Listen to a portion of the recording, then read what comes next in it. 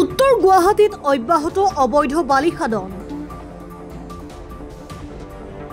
এনে অবৈধ বালিখাদনৰ বাবে সংকটৰ গৰাহত উত্তৰ গুৱাহাটীৰ ঐতিহাসিক শ্ৰী শ্ৰী আউনীআটী সত্ৰ। সংকটত পৰিব পাৰে অশ্বক্লান্ত দেৱালয়ো। ভৰ বাৰিষা ব্ৰহ্মপুত্ৰৰ বাঢ়নি পানীয়ে ক্ষতি কৰাৰ সম্ভাৱনা প্ৰকট হৈ পৰিছে আউনীআটী সত্ৰ আৰু অশ্বক্লান্ত দেৱালয়লৈ। কিয়নো দৈনিক শ শ ডাম্পাৰেৰে বক্ষ উদং কৰা হয় মহাবাহুৰ বুকুত নিশা হলে অবৈধ বালি মাফিয়াৰ চলে অত্যাচাৰ। প্ৰথমে দেখাই লৈছো ব্ৰহ্মপুত্ৰৰ বুকুত নিশাৰ এই দৃশ্য।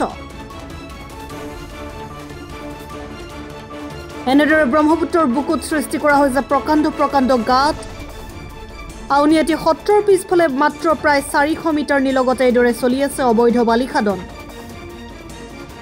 উত্তৰ গুৱাহাটীৰ জৈৱ বৈচিত্ৰ্যলৈও আহিছে তীব্ৰ ভাবুকি। বৃদ্ধি পাইছে উত্তৰ গুৱাহাটীৰ বায়ু প্ৰদূষণ। ডাম্পাৰৰ সন্ত্ৰাসত ৰাজপথত সংঘটিত হৈ আহিছে কেইবাটাও সৰু বৰ দুৰ্ঘটনা। কি পথচাৰী কি যান বাহন আৰোহী সকলোৱে হাতৰ মুঠিত প্ৰাণ লৈ ৰাজপথেৰে কৰিবলগীয়া হয় যাত্ৰা।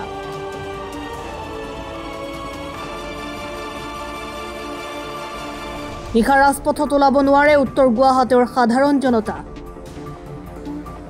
ডাম্পাৰৰ দৌৰাত্মৰ বাবে ৰাজপথত ওলাব নোৱাৰে প্ৰাতঃ ভ্ৰমণকাৰী। কিন্তু ডাম্পাৰৰ এই দৌৰাত্ম ৰোধ কৰাৰ পদক্ষেপ গ্ৰহণ নকৰে স্থানীয় প্ৰশাসন তথা আৰক্ষীয়ে। সকলো দেখিও চকুমুদা কুলিৰ ভাও ধৰে স্থানীয় বন বিভাগে।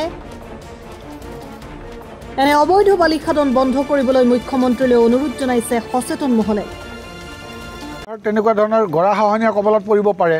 এই ধৰক মাটিবিলাক যদি ওচৰ পাজৰৰ মাটিবিলাক যদি খান্দি লৈ যায়, বাৰিষা পানী আহিলে সেইবিলাক সহায় লৈ ঠিক মাজুলীৰ যেনেকৈ কমলাবাৰী সত্ৰত তেনেকৈ সহায় নিয়াৰ উপক্ৰম কৰিছে, ঠিক তেনেকৈও পিছত ভাবুকি আহিব। আমাৰ আউনীআটী সত্ৰ অশ্বক্লান্ত এইবিলাক যদিও শিল আছে যদিও বালিবিলাক যদি দিয়ে, সেই পানী বাঢ়নি পানী আহি হয়তো ভাবুকি আহি যাব পাৰে ভৱিষ্যতলৈ। গতিকে সেইখিনি চৰকাৰী কৰ্তৃপক্ষ অকণমান চকু দিলে ভাল হয়।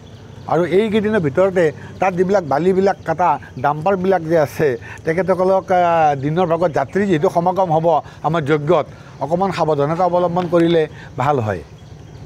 আপোনালোকৰ সাংবাদিকবিলাকে চাব লাগে, অলপ লিখিব লাগে, প্ৰকাশ কৰিব লাগে, য'ত নেকি ৰাইজৰ এটা ভাবুকি সৃষ্টি হৈছে। আমাৰ শ্ৰী শ্ৰী আউনীআটী সত্ৰ, আমাৰ অশ্বক্লান্ত দেৱালয় এতিয়া লাহে লাহে প্ৰবল গৰাখহনীয়া হয়তো ধ্বংসমুখত যাব পাৰে।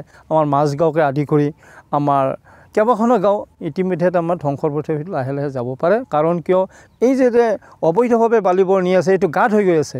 প্ৰতি বছৰে ইয়াৰ ভাবুকি সৃষ্টি হৈছে আৰু খুন্দি গৈছে, গৰাখহনীয়া হৈ আছে, যাৰ ফলত নেকি ৰাইজৰ এটা বিপদ আহিব পাৰে। এইটো আচলতে মুখ্যমন্ত্ৰী গৃহ সমষ্টি তেওঁ বিশেষ গুৰুত্ব দিয়াটো আমি অনুৰোধ কৰোঁ। দেখা যায় যে তেখেতে বিশেষ গুৰুত্ব নিদিয়ে। ওচৰতে থানা আছে, পুলিচ প্ৰশাসন আছে, কাৰো একো কাণ সাৰে নাই। এইটো মই অনুৰোধ কৰিছোঁ, এইটো ৰোধ কৰিব লাগে, ৰাইজ বাচিব লাগে, সত্ৰখন বাচিব লাগে, দেৱালয় বাচিব লাগে, এইটো মই অনুৰোধ কৰিছোঁ তেখেতে। সন্ত্ৰাস এতিয়া আৰু মানুহ সন্ত্ৰাস নহয়, ডাম্পাৰৰ সন্ত্ৰাস। মানুহে পিষ্টল লৈ বন্ধুক লৈ ঘূৰিব নালাগে, ডাম্পাৰে মানুহ মাৰি থৈ গুচি যায়। দিগদাৰ চলাব নোৱাৰে। আপোনাৰতো আৰু বাইক বা 2 চকীয়া হ'লেতো আৰু কথাই নাই, ওপৰেদিয়ে যাব বিচাৰে। গতিকে এইটো এটা বন্ধ হ'ব লাগে। আৰু যিহেতু অবৈধ খান্দান চলি আছে, এনেকৈ আমাৰ ভাবুকি সৃষ্টি হৈছোঁ, আমি ধ্বংস হ'ম 2 দিন পিছত। আমি এইটো ৰোধ কৰিব লাগে। মই মুখ্যমন্ত্ৰী ডাঙৰীয়া অনুৰোধ কৰিছোঁ, তেওঁ গৃহ সমষ্টি, তেওঁ এইটো ভালকৈ চাওক আৰু ৰাইজৰ প্ৰতি তেওঁ বিপুল সঁহাৰি পাওক। হিমাংক দাসৰ ৰিপৰ্ট, গ্ল'বেল NE 24/7।